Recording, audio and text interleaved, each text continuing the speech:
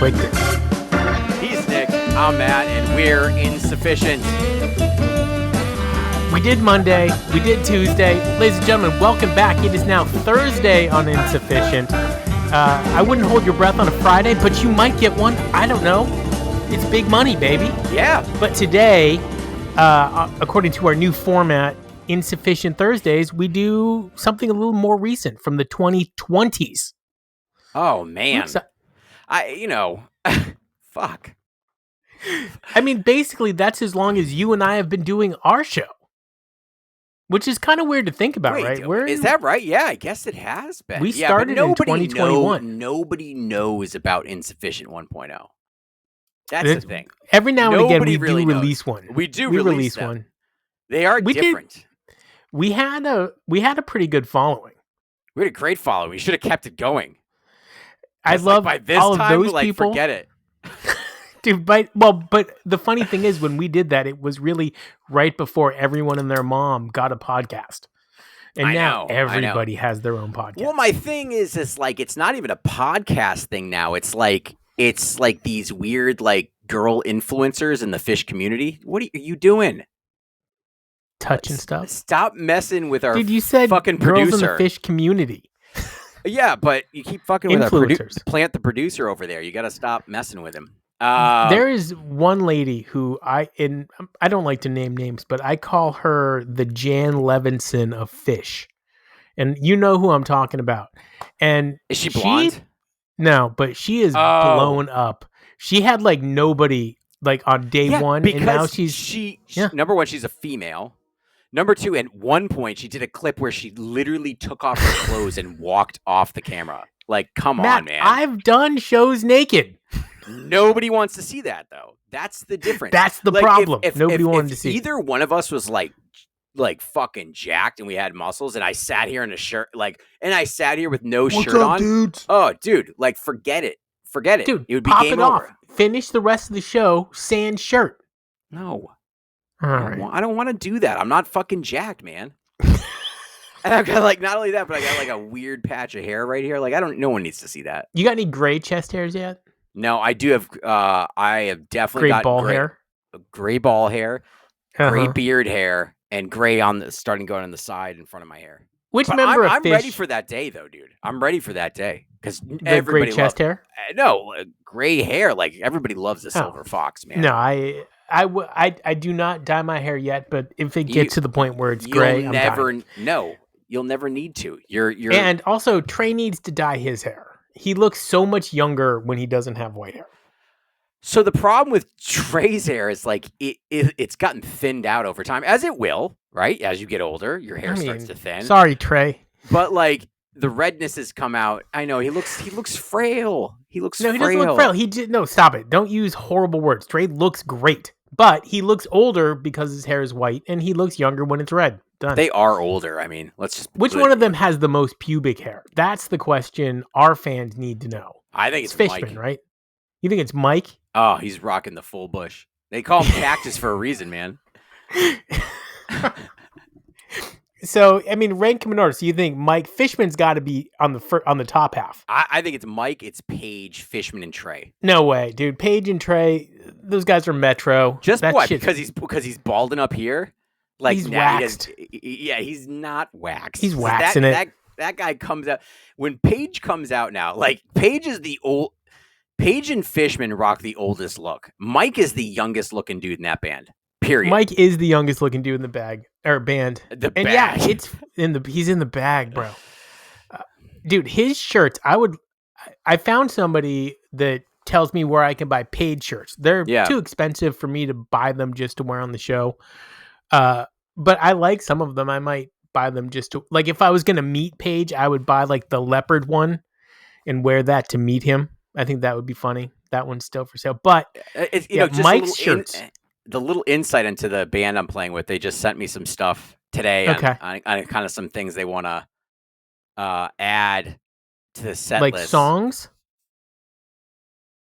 So basically, our guitar player says, realizing I don't know many popular or new songs. So White House Road is the JJ Cale stuff. China Rider. I don't know what that is. Yeah, they're down with China Cat into I Know You Right. Oh, right. Yeah. Maybe China Cat Sunflower. I know. I know, but like, I don't know if I want to do a China Cat Sunflower song. Like, you don't want to do that. You guys are already doing enough Grateful Dead songs. We talked about doing some stuff like, taking some. I'm just using this as an example, like taking a Gaga song and like just making it different, right? I like that. Or a Taylor Swift song, making it different. Like the Gorge did with Gin and Juice. Sure. Or if you listen to Scary Pockets, they redo that shit. They take all these like mash songs together. They take new songs and they make them functified. What are you doing? Why are you smoking? I'm smoking a crayon, bro. It's my new thing. When I was on vacation, we were in this restaurant that gave me a crayon. And so I just pretended to smoke it. I loved it. I don't smoke anymore, but I do kind of miss it. So Smoking Crayons. Dude, that's the name of your band, Smoking Crayons. That's actually not bad. Smoking Crayons. It's not good as Pee-Pee in the Cups, but it's fucking good, dude. Okay, so finish the conversation. What other songs were they thinking of adding? That was it for now. Okay. How's that going? You guys are what, every other week? Yeah, so last week we played things are coming together. It's only been 3 practices. So like for 3 practices, actually we played some our bass player Seamus, he had some originals that were pretty solid. And we just started fucking, dude, like some of the originals that they popped out together, that sounds weird, but the ones that they worked out together, they just kind of fell into place. That's how you know a song is working good, when you don't put a lot of effort into it and everything starts falling into place. Organically moves in the right direction. I'm not ready to show you the one that I've recorded yet, but it's fucking good. Seamus came up with a really nice beat or groove to it, and kind of reminds me of Rocksteady from Aretha Franklin, but it's got that feel to it. Rocksteady, baby. Dude, I'm loving it. Yeah, I know. Not what I expected, but it's got a Motown vibe to it, man. I'm not going to tell you where I was on vacation. I think and I know every time you go to our listeners know probably where I go. But there was a concert that was free, and so I was kind of going by it, and it was the Fray. Do you know that band? Yeah. It was free. Was it downtown? It was free. Disney? No, it was at Epcot? in one of those parks. And it was in Epcot. They rocked out, and you know what? Those dudes had more hits than I remember. In the America Pavilion? In the American Pavilion, yeah. The Fray was playing? The Fray, yeah. Was it fucking jammed? Yes, it was full. And I saw Kool and the Gang there years ago, and that was the greatest moment in my life in Disney just want to history. See Fish there, man. I don't give a shit. Want Fish. I want Fish in the front of the castle. On the stage there, fucking Main Street's filled, right, dude? That was my favorite episode we did, which was 4 parks, 4 band members. I know which band members, which park. I don't remember who we picked. You got one today, though, right? I do. Yeah, it's Thursday, so we're gonna do a random word generator, and you say now, and tomato. I say tomato. Okay, bam. You said now. First word is leaf. Leaf. Okay. Leaf. Okay, you ready? Yeah. 3, 2, 1. Page. Yeah. Yeah. I don't know why. I think he still smokes the leaf. That's not what I'm thinking. I'm just I think of as a leaf is it just blows in the wind. It turns over when it rains and it falls when it's getting to winter. He just kind of goes with it, man. He is definitely the most at one with the universe. Agreed. Okay. Number 2, we're going to agree on this one. Robot. Okay. 3, 2, 1. Mike. Yeah. The dude literally is really cool to watch, I think, when he plays bass, because he moves like he's fucking doing the robot. he's doing the movement. Yeah. Dude, these last 2 are whack. Next one is the word account. Account. It says, I guess I picked verbs. I picked verbs. 3, 2, 1. Fishman, yeah. Count, right? Yeah. And then that leaves us. First of all, this has never happened in the history of our show where we've agreed on every single one. I know. What's the last one? And so that means the last one we both agree is Trey, and that's dorm. Dorm. What the fuck? Like a dorm room? What? I gotta look this up. So I'm clicking. Look up dorm. It's a noun. What? Interesting. Hey, I know we don't really do the Worldwide Wednesday, but I did post something. Is meeting your hero ever as good as you think it'll be? That was my statement of the day. People didn't necessarily agree with that. I mean, our buddy Fluff had said met the whole band and their family when they stayed at my hotel during 2010 AC run. They were all so amazing, kind, and cool. Fluffhead is a cool guy. I like watching. I know we got to get him on. He wants to come on. We've talked about. I had tickets. I bought tickets to the 2010 AC run Halloween. That's the one where they did Little Feet. Yeah. It turns out they were counterfeit, and so I'd go to scan in, and cops came and everything. But I felt like the dude was shady, so I wrote down his license plate number and I gave it to the cops. They didn't do anything. No, they didn't. I'm out $200. Trey Cassie said, I met Trey at another band show. Nobody else knew who he was, and he was the nicest guy ever. Didn't make me feel weird at all and took a picture with me, etc. Ordinarily, I don't want to meet anybody famous that he looked up to, but he said Trey was super cool. One guy... Trey met Trey? No. Yeah, his Trey met Trey. I didn't even put that together. This guy, meta. Filth Fancy, Paige called me over to get a pic. He said, I got to get a pic with the Phillies guy. And he's a Mets fan. People said it looks like Paige was meeting his hero. Ha, ha, ha. He chatted with me for a few minutes and couldn't have been kinder. But you met Paige. Yeah, I met Paige. Yeah. So, I've told the story a million times. I'm driving down South Street in Philadelphia. It's summer 95. And as I'm sitting in traffic, I see this dude who is a known fish roadie, right? You see him at the end of every show. He's probably the crew chief or whatever. Yeah. And I'm like, oh, cool, man. That guy's here. And then I'm like, oh, he's standing next to Paige. Literally put the car in park, open the door, get out of my car, almost get run over, get up to Paige, who's standing on the side of the road. And I'm like, he's got a sandwich in his hand. He's like, what he does. Fuck? He has a cheesesteak sandwich in one hand, and I can't think of anything. You just go up, you take the cheesesteak out, you fuck it, and give it back to him.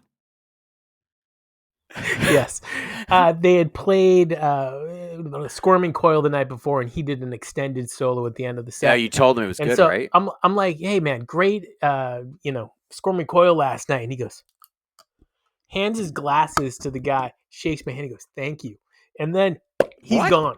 What?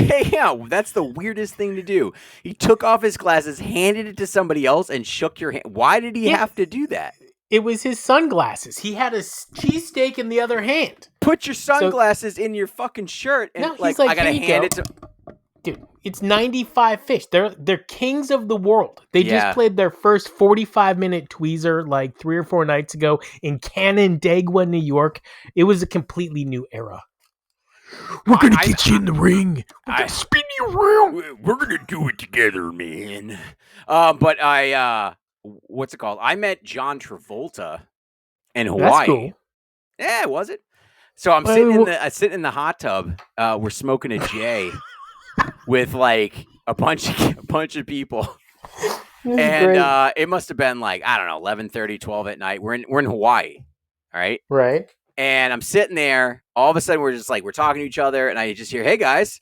I turn around, and there's John Travolta standing there with his son that passed away, and standing there. I was like, "Holy shit!" And the only thing that I could think of at the time was, "Dude, Saturday Night Fever, man." And he was like, "Yeah." And he's like, "All right, I'll see you guys later." He just walked away, but yeah, it was crazy. So he came over, introduced himself, and then was like, "I'm out." He's like, "Hey guys," I'm like, "Oh shit!" I was like, "John Travolta, get in." I was like, "Saturday Night Fever, man." He's like, "Yeah." You ever see Face Off?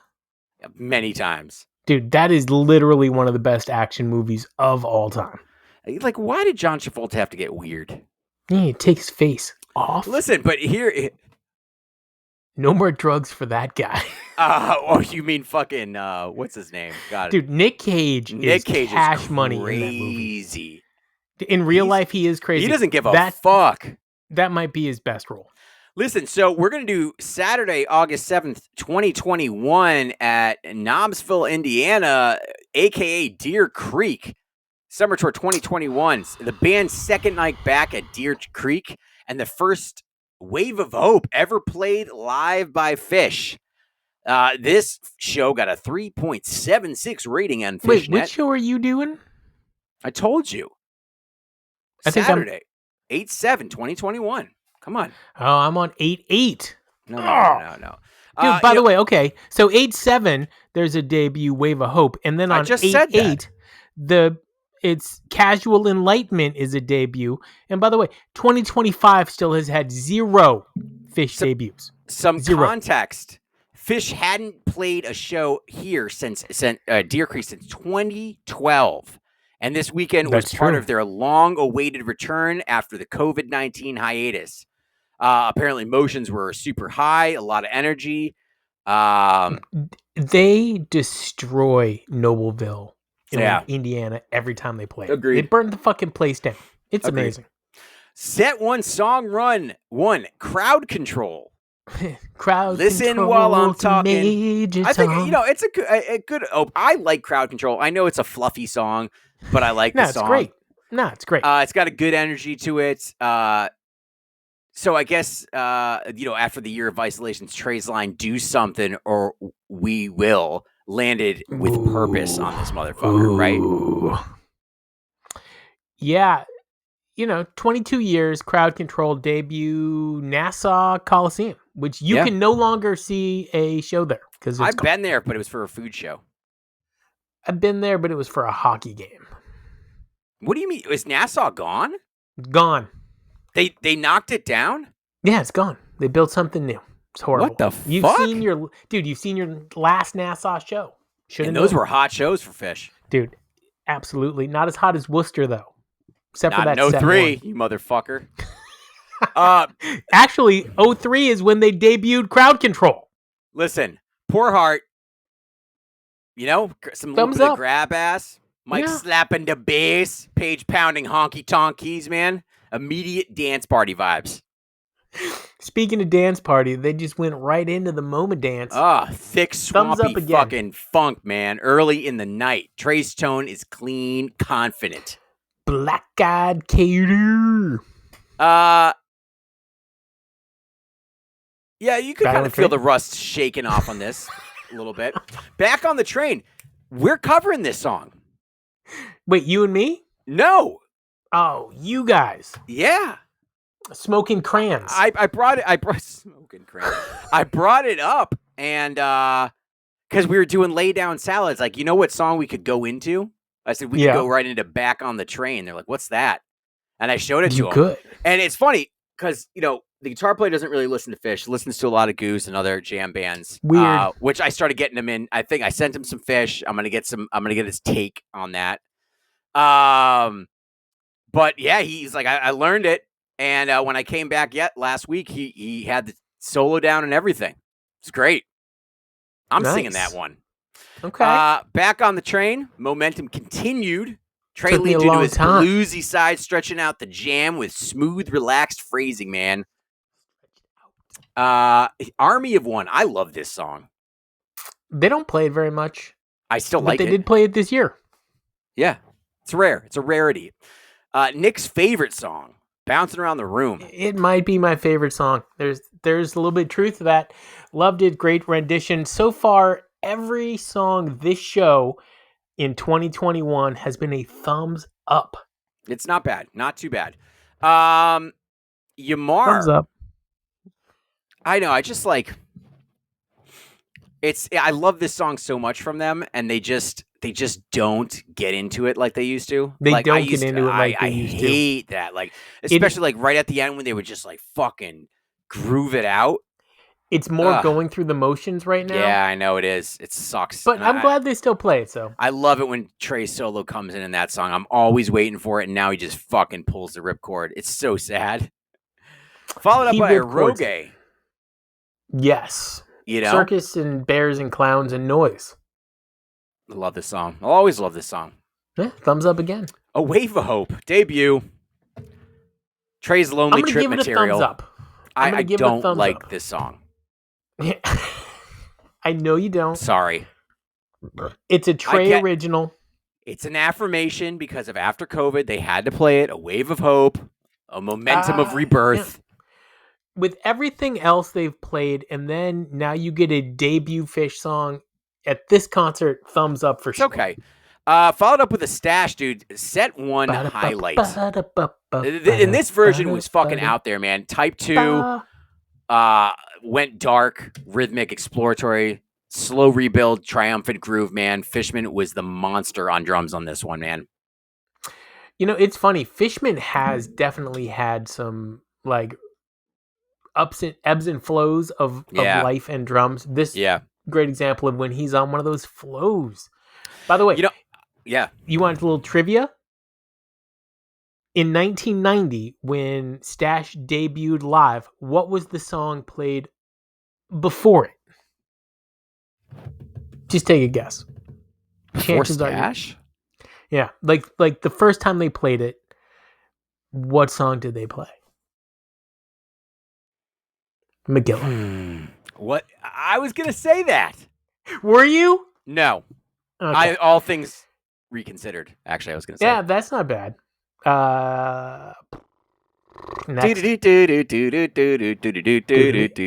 I fucking love that song. They gotta fucking. They are never gonna play that again. Cavern to end the set, man. Time is near. The band laughing, crowd roaring, pure Deer Creek energy. I remember watching this show. I couch toured it for sure, and it was great. Great first set. Thumbs up. Old school Fish energy, man. Yeah. Dude, wait till you get to second set. This is this is an interesting little set.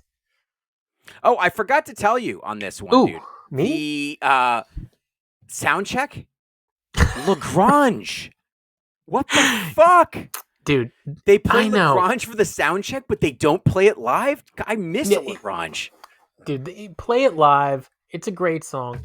Also, how about you guys release, call it sound checks only. Make some extra money. People will listen. Oh, I would love for them to put an album together of sound checks only, or a couple albums or releases. Yeah. What Shapiro, right? Ken, the guy, the archivist? Yeah. Who I reach out to all the time, and he doesn't respond. I get red receipts. And he's like, I'm not coming on your show, dickweed, which is fine. But Ken, you've got the soundtracks. You definitely have these all recorded. Do a live Fish of just sound checks. Open up, set 1, song 1. Everything's right. 20-minute monster, dude. Every now and again, this song lands. This song landed. With some simple teases in here. Some simple teases. Yeah, and then they didn't play simple. They played What's the Use? Interesting. This is my first thumbs down. I don't like the placement. To come out of Everything's Right, which is like really already at a slower tempo, and then you're really just taking it down to like 60 BPMs. Like, what? Yeah, and not only that, though, like, it's just, pulling teeth. And it's so good that it makes me angry. Cross-eyed and Painless to follow that up. Still waiting. Funky, sharp, Cross-eyed and Painless, and then going back into What's the Use? By the way, What's the Use is part of the sound check for this. I mean, speaking of sound checks, Big Cypress, okay, opened up the sound check with a jam into What's the Use? Ginseng Sullivan, Curtis Lowe, which, when was the last time? Number one, you don't get to talk about Big Cypress because you haven't fucking listened to it. So I don't want to hear anything about it. It's been 6 or 7 years since the last ballad of Curtis Lowe. Quinn the Eskimo, okay? Ooh. It's also been the exact same amount of time. I feel like that is your jam, man. Quinn. Dude, I love... Quinn the Eskimo is a Dylan song, right? I know, but that is your song. Well, I am an Eskimo. I know, that's why I say it. It's like they notice you. It's a little too on the nose, but whatever. And then Timber. So Big Cypress Soundcheck is a bunch of weird fucking songs, and I love it. Can we get back to the show? Down with Disease to follow that up. Trey tease Cross-eyed and Painless here again. Still waiting. Then we get Waiting in the Velvet Sea. Yeah. I like that song. And then ending with a possum, man. Dude, Skeet. Call me Ulrich. Raging. Because it's going everywhere. If they just took out a couple of songs, this could have been a real heater. But it wasn't bad. It wasn't bad. Encore, Drift While You're Sleeping. That makes me upset. I'm not going to get into it, but that song, I don't want them playing ever again. I've seen the day go by and drag you down. I mean, if that's what the opening lyric is, T-Bone, Trey McGay, not your encore. Gay Trey? Nah. Nah. Hey, you got some sort of a question or anything for anybody? You know what? So in trying to decide what we were going to do for today's show, I wanted to do kind of the first real show of the 2020s, which took place in Arkansas and opened up with, I've never needed you like this before. And it got me thinking, what song have you heard that you never needed like that before? Okay. And for me, I mean, I paused so you could clip it. For me, actually, it was about 2 weeks ago, and like everything was hectic and chaotic and crazy, and Everything's Right came on to the thing from Hampton Coliseum, 9/20/2025, and it just put me in the exact right place, and I had never needed that song like that before. I heard a what the heck was it? I think it was shit, I don't remember what it was, but I heard it the other day, and I was like, I needed this right now. It was Birds of a Feather from the Island Tour, and I was like, this is great. Oh my God. Dude, I know that I always say that new fish is always better than old fish, but it's hard to beat the Island Tour. Holy shit. Agreed. He's Matt, I'm Nick, we're Insuphishient. I keep clicking it, and there's like this 3-second delay today. Yeah, okay. It's good stuff, though. It's good. You know? What are you popping? What is that? Jesus Christ. If anybody can't see Nick right now, he's doing the pig face with a piece of tape. Dude, this classic Nick right there. You ever hate when you got scotch tape on your face? You ever take rubber bands and like see how many rubber bands you can put around your head? Nope. I do it to my nuts though.